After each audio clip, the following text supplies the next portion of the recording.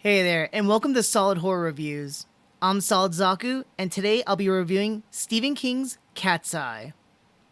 Now, before I begin, this review does contain spoilers of the movie, so if you don't want to be spoiled at all about the movie's plot, please turn away from this video right now. You have been warned. With that said, let's go ahead and begin. Stephen King's Cat's Eye is a 1985 anthology horror suspense film about the journey of a cat and 3 stories he's involved in. Uncommonly, this anthology film does not contain any wraparound story. The screenplay is written by Stephen King himself, but the film is actually rather light regarding horror aspects. It's more akin to a suspense thriller with horror elements sprinkled into it. And talking about sprinkling in, there's a lot of references to King's material in the film. It's kind of like King trying to reference himself to the audience like, hey, this is my work, let me drop a reference in here. It's actually kind of comical and a bit egregious at times. But here's a visual list. We got Christine the Killer Plymouth, Cujo the Rabid St. Bernard, Dead Zone on the Tube, Mom reading Pet Cemetery in the bed, kind of a self-shout-out using his name Stephen via a school sign, and my favorite, The Shining references. If you had watched this movie without watching The Shining or even the recently new Doctor Sleep, The Shining references are actually kind of easy to miss, and the ghostly girl images wouldn't make any sense. I would say this because when my brother and I first watched this movie, we were like 13 and had no idea why the cat was seeing images of Drew Barrymore or anything like that. But of course, these ghostly images of Drew Barrymore is actually Barrymore's character using the shine to communicate with the cat, who I will refer to now as the General. Each time the cat sees these images of Barrymore, it's kind of like at the beginning or at the end of each story. These images he sees of her can be very much argued, much like how it's an astral projection of Barrymore shining towards General, very much like how Abra shines to Danny in Doctor Sleep. To further tie this in with King's mythos about The Shining, Doctor Sleep, and The Shine overall, the troll in the third story tries to steal the breath from Barrymore, very much how the True Knot cult steals the shine from others to sustain their life. Again, it can be argued that this troll, very much like the True Knot cult, are creatures that need to feed upon people who have the shine to sustain themselves. Pretty crazy and cool stuff, I think. I really enjoyed a lot of the music in the movie, as it captures a very much this 80s vibe and tone. The music had some very campy tones with the synth music, but can easily go to the dramatic or tense pieces as well. I just really enjoyed a lot of the music in this movie, but it shouldn't be too much of a surprise to me because it was composed by Alan Silverstreet, who is well known for doing a lot of composing work for Robert Zemeckis for films like Back to the Future, Who Framed Roger Rabbit, Forrest Gump, and Death Becomes Her. Now, if those movies are not well known enough for you, well then he also did composing work for The Avengers, Avengers Infinity War, and Endgame. Technically, Cat's Eye and Death Becomes Her are his only horror films he's ever composed for. Granted, both of those films are actually really light in terms of horror in the horror genre spectrum. Now let's go ahead and dig into some of the juicier parts of the movie and actually talk about the 3 stories in this film. The first one, the bat, is called Quitters Inc. James Woods stars in this segment and he does a great job playing an addict. His first major scenes with Alan King really sets a tone and expectation of the story. The sequence with Woods finding a drag in his desk and the wet boots in the closet had a lot of great tension and build up there. The party scene where Woods was losing it was a bit hilarious as it was delirious. And the ending of the story gives a lot of that cutting jab after all is said and done. I like how Woods is all chummy with King despite the shocking ordeal he and his wife went through. And they just joke about, I'll kill you and I'll take your wife's finger. Then we cut to the dinner table to rejoice with how Quitters Inc. works, but Friends Woods' wife isn't so, happy.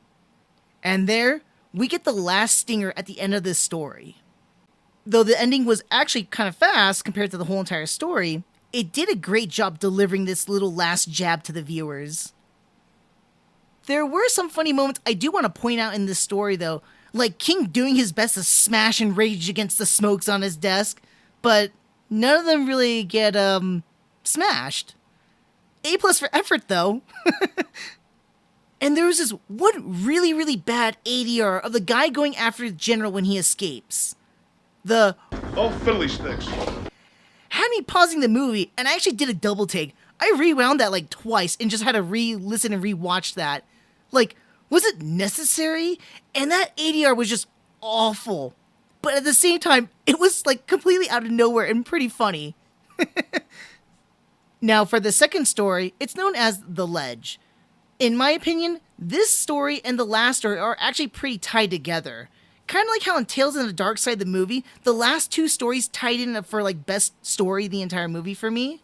But I think I like The Ledge more as a suspense story, as it constantly attacked me with my anxiety about heights.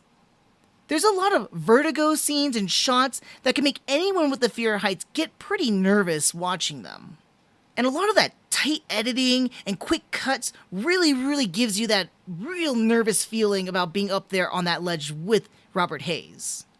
The performances are delightfully sharp and sadistic from Kenneth McMillan as Kresner, a twisted high-stakes bettor, and Robert Hayes as Johnny, a pro tennis player that gets involved with Kresner's wife. McMillan is just devilishly hilarious in his role as he taunts and toys with Hayes, kind of like a cat playing with his food, but almost trying to kill it at the same time. Lastly, I think we could kind of all agree and rage about that frickin' pigeon, but that pigeon was more of a good and bad element in the entire story. The bird provides that antagonistic heel to Hayes as he tries to traverse the ledge safely, but also in a comedic touch like when Hayes finally gets his revenge on the bird, and when it goes after McMillan when he gets his comeuppance. The final story, The General, is a lightly scary but sweet story. Everything comes full circle here with the psychic images of Drew Barrymore as she takes front and center stage in this story. But after all is said and done with the entire story, I really like the fight sequences between the General and the Troll. It's actually really impressive blue screen work here, trying to get an animal, especially a cat, to work on screen. Also, I love the set pieces and set design of the scale-to-size sequences of the Troll. The set designers did a fantastic job here, making these scenes and shots look believable. If you got an ear for voice actors, you might pick out an uncredited Frank Welker voicing for the Troll in this story. I personally always love hearing Lord Megatron, the godfather of voice acting in any film. This man doesn't get enough recognition outside of the voice acting community. Now, if I have to pick one of these stories to be my favorite story from this film, again, like I said, it's really a toss-up between The Ledge and The General. I love them both equally. But if you make me have to pick, at the time of this recording, I'm going to have to say The Ledge. As again, as I mentioned, it really played to my anxiety about heights, and McMillan and Hayes played so well off of each other. The Ledge was truly a suspenseful and at times funny story. Cat's Eye is relatively a light horror movie, especially something written from Stephen King. Not saying that's a bad thing for this movie. Cat's Eye is a great movie to introduce someone into horror movies, or to enjoy a movie that has well-written suspense stories with some horror elements.